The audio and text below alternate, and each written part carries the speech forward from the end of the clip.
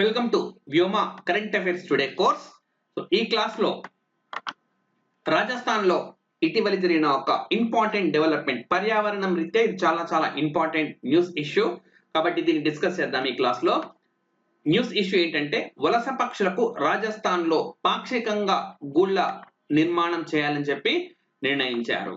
So ఇటీవలి కాలంలో మనకు ఈవెంట్స్ జరిగినప్పుడల్లా మెయిన్ గా కారణాలను ఎక్కువగా అడుగుతున్నారు. కారణం ఏంటంటే దీనికి నేపథ్యాన్ని పరిశీలించాలి.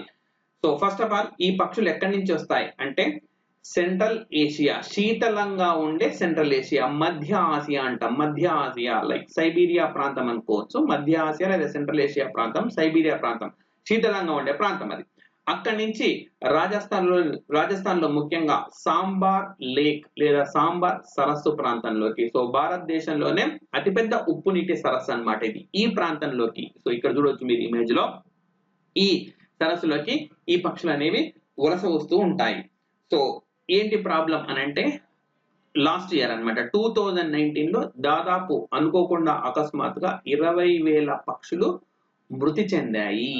సో ఎందుకు అనంటే, మరి ఏవియన్ బొటులిజం అనే వ్యాధిని గుర్తించారు. Avian botulism. సో క్లోస్ట్రాడియం బొటులినం అనే ఒక బ్యాక్టీరియా వల్ల ఇది సోకుతూ ఉంటుంది అన్నమాట. దీని గురించి కూడా డిస్కస్ చేద్దాం మనం. సో దీని వల్ల దాదాపు 20,000 పక్షులు అనేవి మరణించాయి. దీంతో సువోమోటోగా మనకు రాజస్థాన్ హైకోర్టు ఈ కేసును స్వీకరించి మరి కేంద్ర ప్రభుత్వం సహాయంతో ఇలా జరగకుండా చూడాలి, ఈ వలస పక్షులను పరిరక్షించాలి, ఇది ఇకాలజికల్ బ్యాలెన్స్ అండ్ ఎన్వైరన్మెంట్ ప్రొటెక్షన్ కోసం, పర్యావరణ పరిరక్షణ కోసం చాలా కీలకమని చెప్పింది. ఈ నేపథ్యంలోనే రాజస్థాన్ ప్రభుత్వము పాక్షికంగా గూళ్ళను నిర్మించి ఆయా పక్షులను పరిరక్షించాలని చెప్పి నిర్ణయించింది అన్నమాట.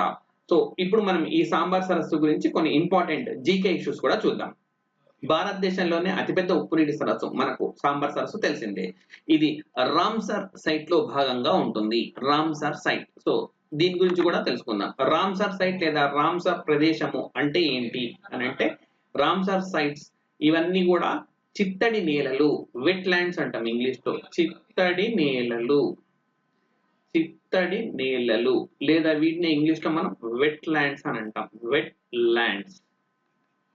సో 1971 లో ఇరాన్ దేశంలో రామ్సర్ అనే ప్రాంతంలో ప్రపంచ పర్యావరణవేత్తలందరూ కూడా చర్చించి, మరి చిత్తడి నేలలు అనేవి ఈ ఇకలాజికల్ బ్యాలెన్స్ కి, ఎన్వైరన్మెంట్ కి చాలా ఇంపార్టెంట్ కాబట్టి వీటిని పరిరక్షించాల్సిన అవసరం ఉంది అని చెప్పి నిర్ణయించి, మరి ప్రపంచంలో కొన్ని సైట్స్ ని ఎంపిక చేస్తూ వచ్చారన్నమాట. సో అవే ఈ రామ్సర్ సైట్స్ గా మనం చెప్పుకోవచ్చు. మరి ప్రపంచంలో రామ్సర్ సైట్లు అతి ఎక్కువగా ఏ దేశంలో ఉన్నాయి అంటే యూకే అని ఆన్సర్ పెట్టాల్సి ఉంటుంది. 175 రామ్సర్ సైట్లు ఆ దేశంలో ఉన్నాయి.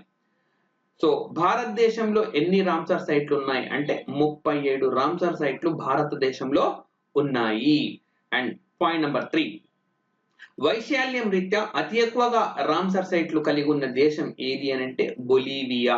సో ఈ మూడు కూడా మనకు ఇంపార్టెంట్ క్వశ్చన్స్ అని చెప్పుకోవచ్చు. సో బొలీవియా అనేది అది ఒక భూ పరివేష్టిత దేశము, ల్యాండ్ లాక్డ్ కంట్రీ. ఏ కాంటినెంట్ లో ఉందంటే సౌత్ అమెరికన్ కాంటినెంట్ లో ఉంది. సౌత్ అమెరికన్ కాంటినెంట్ లో ఈ దేశం అనేది ఉంది.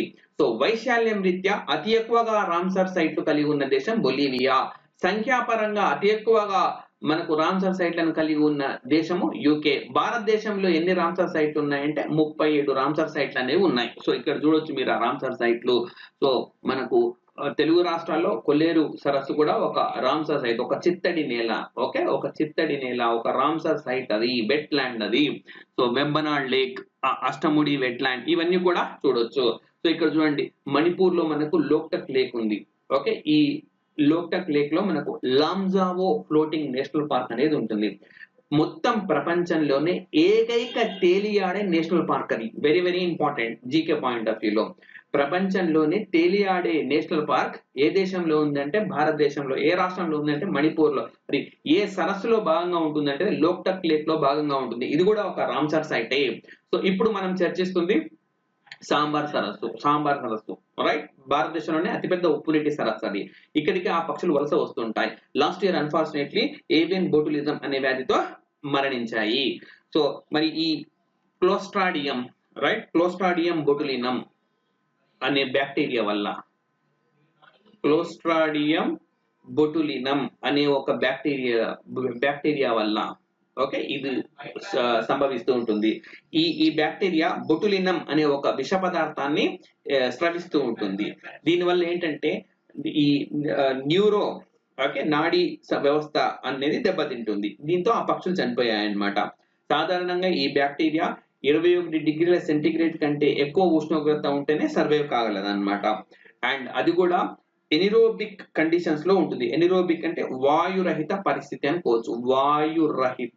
వాయురహిత పరిస్థితి, ఆబ్సెన్స్ ఆఫ్ ఆక్సిజన్ అన్నమాట. ఆబ్సెన్స్ ఆఫ్ ఆక్సిజన్ మనం ఎనిరోబిక్ కండిషన్ అంటాం. ఎనిరోబిక్ కండిషన్, ఇలాంటి పరిస్థితులలో మాత్రమే ఇది పెరగగలదు. రైట్, సో ఇది మనకు ఈ పర్టికులర్ అంశానికి సంబంధించిన current event as well as GK topic. So ఒక ఆస్పిరెంట్స్ కు ఒక చిన్న రిక్వెస్ట్, ఇదే విధంగా ప్రతి అంశాన్ని మేము జీకే పాయింట్ ఆఫ్ వ్యూ లో కూడా డిస్కస్ చేస్తూ ఉన్నాం. సో October 7th సంబంధించిన కరెంట్ అఫైర్స్ ఆల్రెడీ యాప్ లో అప్లోడ్ అయిపోయి ఉంది. ఇందులో డిస్కస్ చేసిన అంశాలుగా ఒక ప్రివ్యూగా చెప్తాను. H1B వీసా కొత్త నిబంధనలకు కారణం ఏంటి, కొత్త నిబంధనలు ఏంటి అని అడుగుతారు, కొత్త నిబంధనలకు కారణం కూడా అడుగుతారు. సో రీజన్ అనేది బాగా ఇంపార్టెంట్. సో మేము ఇంట్రడ్యూస్ చేసే ఈ కరెంట్ అఫైర్స్ ప్యాకేజీలో మీకు ఈ రీజన్స్ ఎక్కువగా ఎక్స్ప్లెయిన్ చేస్తూ ఉంటాం. ఈవెంట్ ప్లస్ జీకే అంశాలు, జిఎస్ అంశాలు as well as reasons. So అదే విధంగా త్రిపురలో మనకు వెదురు బియ్యాన్ని ప్రవేశపెట్టారు. దీని ప్రత్యేకత ఏంటి, అదే విధంగా గతంలో వెదురు కుకీస్ కూడా ప్రవేశపెట్టారు. ఈ అసలు ఈ రైస్ ఎలా వస్తుంది, ఇది అంశాన్ని కూడా డిస్కస్ చేశాం. అండ్ అదే విధంగా ఆర్థిక అంశాల్లో భాగంగా IFFCO అండ్ ప్రసార భారతి ఒప్పందం వల్ల ప్రయోజనం, దీన్ని డిస్కస్ చేస్తాం. ఎలక్ట్రానిక్స్ తయారీ రంగంలో పథకాల లక్ష్యం ఏంటి, ₹11,000 కోట్లతో మరి మనకు పెట్టుబడులు రానున్నాయి. ఓకే, దీనికి సంబంధించిన సమగ్ర సమాచారాన్ని డిస్కస్ చేస్తాం. అదే విధంగా Delhi Mumbai highway animal bridge లను నిర్మించనున్నారు. ఏ దేశాన్ని ఇది స్ఫూర్తిగా తీసుకొని భారతదేశం నిర్మించనుంది, ఎన్ని బ్రిడ్జిలు రానున్నాయి, ఈ అంశాలన్నీ కూడా నేను డిస్కస్ చేశాను. ఢిల్లీ ముంబై హైవే ఆ లెంగ్త్, ఆ ఇష్యూస్ అన్ని కూడా చర్చించాం. అదేవిధంగా పర్యావరణంలో ఆల్రెడీ ఇక్కడ మీకు ఒకటి రాజస్థాన్ ఇష్యూ డిస్కస్ చేశాను మన వలస పక్షులకు సంబంధించి. అదేవిధంగా కామ్చట్కా అనే ప్రాంతం ఇటీవల పర్యావరణం వల్ల వార్తల్లో నిలిచింది. అది ఏ దేశంలో ఉంది, అండ్ అక్కడ సర్ఫ్స్ అని అంటాం అనమాట. అంటే అడ్వెంచర్ టూరిజం చేయడానికి అక్కడ వెళ్ళిన వాళ్ళు ఆల్ ఆఫ్ సడన్ జ్వరం రావడము, కళ్ళు మండడము, ఇలాంటి కంప్లైంట్స్ చేశారు. అండ్ దీనికి సంబంధించి అది వార్తలు నిర్వహణకు కారణం ఏంటి చర్చించాం. అండ్ అదే విధంగా మరి ప్రభుత్వ అధినేతగా 19 సంవత్సరాలు నరేంద్ర మోడీ పూర్తి చేసుకున్నారు. October 7th 2001 లో ఆయన గుజరాత్ ముఖ్యమంత్రిగా ఆ రాష్ట్ర ప్రభుత్వ బాధ్యతలు స్వీకరించారు. అక్కడి నుంచి ఆయన ప్రస్థానం అనేది కొనసాగింది. అండ్ ఈ మొత్తంలో ఆయన తీసుకొచ్చిన విద్యుత్ సంస్కరణలు, అలాగే startup companies, Swachh Bharat and ప్రపంచంలోనే గిన్నిస్ రికార్డులో స్థానం సంపాదించిన ప్రధానమంత్రి జన్ధన్ యోజన, ఇట్లాంటి అంశాలన్నీ కూడా, జన్ధన్ యోజన పథకం, ఇలాంటి అంశాలన్నీ కూడా అక్కడ డిస్కస్ చేస్తాం. అండ్ దేశంలోని అతిపెద్ద బ్యాంకు చైర్మన్ గా దినేష్ కుమార్ ఖారా నియామకమయ్యారు. అండ్ అదే విధంగా తెలంగాణ, ఆంధ్రప్రదేశ్ న్యూస్ కూడా మేము కవర్ చేస్తూ ఉన్నాం ఈ కరెంట్ అఫైర్స్ ప్యాకేజీలో. మరి రాష్ట్రంలో పండిన పత్తి, వరిని కొనాలని చెప్పి తెలంగాణ రాష్ట్ర ప్రభుత్వం నిర్ణయించింది. వీటికి సంబంధించి MSP ధరలు, కనీస మద్దతు ధర ఎంత. And apart from this uranium project ను వ్యతిరేకించాలని చెప్పి మరి రాష్ట్ర వైల్డ్ లైఫ్ బోర్డ్ నిర్ణయించింది. రైట్, వన్యప్రాణి బోర్డు నిర్ణయించింది. సో ఏ టైగర్ రిజర్వ్ లో ఇది ఉంది, అమరాబాద్ లో ఉందన్న మనకు విషయం తెలిసింది. అండ్ అమరాబాద్ టైగర్ రిజర్వ్ ప్రత్యేకత ఏంటి డిస్కస్ చేశాము. అండ్ రాష్ట్ర ప్రభుత్వం ఏ కారణంతో దీన్ని వ్యతిరేకించాలని చెప్పి నిర్ణయించింది. అంతేకాదు రాష్ట్ర అసెంబ్లీ కూడా ఈ నిర్ణయాన్ని వ్యతిరేకించింది. ఈ వ్యతిరేకిస్తూ తీర్మానాన్ని కూడా ఆమోదించింది. And at the same time భారతదేశంలోనే ఇది రెండో అతిపెద్ద టైగర్ రిజర్వ్. మొదటి అతిపెద్ద టైగర్ రిజర్వ్ ఎక్కడ ఉంది, అండ్ భారతదేశంలో అతిపెద్ద పొడి అడవి ఏ ప్రాంతంలో ఉంది. సో ఇట్లాంటి ఎన్నో అంశాలను ఇందులో భాగంగా డిస్కస్ చేస్తాం. అండ్ ఆంధ్రప్రదేశ్ అదే విధంగా తెలంగాణలో మరొక ఇంపార్టెంట్ న్యూస్ ఇష్యూ కూడా ఉంది. మరి ఎన్ని క్రీడాంశాలకు రిజర్వేషన్ సౌకర్యాన్ని కల్పించాలని చెప్పి, ప్రొఫెషనల్ కోర్సెస్ లో కల్పించాలని చెప్పి తెలంగాణ ప్రభుత్వం నిర్ణయించింది, అండ్ ఈ రిజర్వేషన్ శాతం ఎంత, ఏ వయసు పరిమితిని విధించింది, ఇట్లాంటి అంశాలన్నీ కూడా మనకు గవర్నమెంట్ జీవో రిలీజ్ చేసింది. మన కరెంట్ అఫైర్స్ అది ఇంపార్టెంట్ కాబట్టి దాన్ని డిస్కస్ చేస్తాం. అండ్ అదే విధంగా మాతృభాషలోనే బోధన వల్ల పునాది ఉంటుందని చెప్పి సుప్రీం కోర్ట్ చీఫ్ జస్టిస్ అని అభిప్రాయపడ్డారు. దీనికి సంబంధించి జడ్జిమెంట్ రూపం ఇంకా రాలేదు, జడ్జిమెంట్ పూర్తి జడ్జిమెంట్ కాబట్టి తీర్పు ఇవ్వకుండా సలహా రూపంలో ఇచ్చారు ఆ సారాంశము. అండ్ అదే విధంగా వ్యవసాయ సలహా బోర్డులు అవి ఎక్కడ ఏర్పాటు చేయనున్నారు, ఎవరు వాటికి నేతృత్వం వహిస్తారు, ఈ అంశాలన్నీ కూడా ఆల్రెడీ అప్లోడ్ అయిపోయిన October 7 కరెంట్ అఫైర్స్ యాప్ లో మీకు అందుబాటులో ఉంది. అండ్ ప్రతిరోజు కూడా కరెంట్ అఫైర్స్ మేము అప్లోడ్ చేస్తూ ఉన్నాం.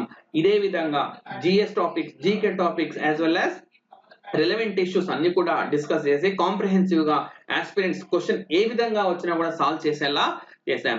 అండ్ ఈ కోర్స్ లో జాయిన్ అవ్వాలనుకుంటున్న ఆస్పిరెంట్స్ ఎవరైతే ఉన్నారో మరి వ్యోమ కరెంట్ అఫైర్స్ టుడే వీక్యాట్ కోర్సులోకి ఎన్రోల్ కావాల్సిందిగా రిక్వెస్ట్ చేస్తూ ఉన్నాం. అండ్ ఇందులో మీకు ముందుగా చెప్పినట్టుగా ప్రతి నెల 99 రూపీస్ ఉంటుందండి. ఓకే, ప్రతి నెల మీకు ₹99 పే చేసి జాయిన్ కావచ్చు. సో మనకు జూలై నుంచి క్లాసెస్ అందుబాటులో పెట్టాం. So already July, August upload అయిపోయాయి. అండ్ సెప్టెంబర్ ఈ రోజు నుంచి అప్లోడ్ చేస్తూ ఉన్నాం. సెప్టెంబర్ కరెంట్ అఫైర్స్ కూడా September and October 1 to 7 already upload అయిపోయాయి. నవంబర్, డిసెంబర్ ఈ 6 months కరెంట్ అఫైర్స్ కావాలనుకుంటున్న వాళ్ళు ₹199 పే చేస్తే చాలు, 6 months కరెంట్ అఫైర్స్ వాళ్లకు వస్తాయి. అదే విధంగా ప్రతి నెల మేము అక్టోబర్, నవంబర్, డిసెంబర్ ప్రతి నెల 2 ఎగ్జామ్స్ కండక్ట్ చేస్తాం. అంటే 6 ఎగ్జామ్స్ అయిపోతాయి అన్నమాట. ప్రతి నెల ప్రతి క్వశ్చన్ పేపర్ లో 25 questions easy, moderate, difficulty level, match the following, assertion reasons, ఇలా అన్ని కాంబినేషన్ ఆఫ్ క్వశ్చన్స్ ఇందులో ఉంటాయి. ఈ క్వశ్చన్స్ అన్నిటి కూడా పూర్తిగా మేము ఎక్స్ప్లెయిన్ చేస్తాం. అంతేకాదు అక్టోబర్, నవంబర్, డిసెంబర్ ఈ 3 నెలలకు సంబంధించి మరి యోజన మనకు తెలిసిందే, ఇది కాంపిటేటివ్ ఎగ్జామినేషన్స్ కి చాలా ఇంపార్టెంట్. ఈ యోజనలో పోటీ పరీక్షలకు ఇంపార్టెంట్ అయిన అంశాలన్నీ కూడా మీకు వివరిస్తూ ఒక వీడియో కూడా చేస్తాము.